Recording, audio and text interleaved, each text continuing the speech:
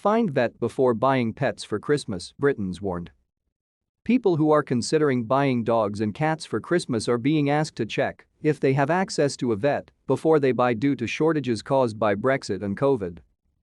The British Veterinary Association, BVA, is urging caution after a rise in demand for vets due to the increase in pet ownership in lockdown and the new legal requirement for Brexit health checks on food exports to the EU. The BVA's comments come just days after the Food Standards Agency, FSA, warned meat and poultry producers that the shortage of vets might impact the supply of meat over Christmas.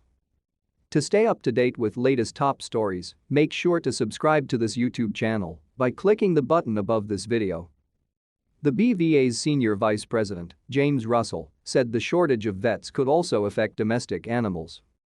If you are thinking, we should be having a puppy or a kitten, or whatever, then part of the due diligence, really, of thinking how am I going to look after that animal right through its life, would be to think, where will I access veterinary care for this animal? We would encourage people to check in with their local vets to find out, are they taking on clients at the moment? What happens out of hours, he said. Those sorts of questions to make sure they're actually in a position to fulfill their obligation of being able to find veterinary care for those animals when they need it. The warnings come amid unprecedented demands on vets in the wake of Brexit. All exporters of meat and fish to the EU are required to get vets or veterinary officers to certify food for entry into Europe.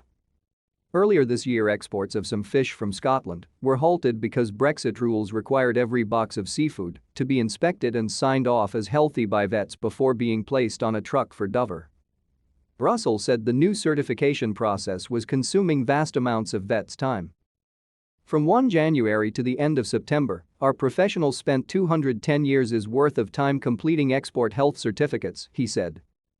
More than 3.2 million UK households have brought a pet home since the start of the pandemic, according to the latest report from the Pet Food Manufacturers Association, PFMA, a trade body representing the pet food industry.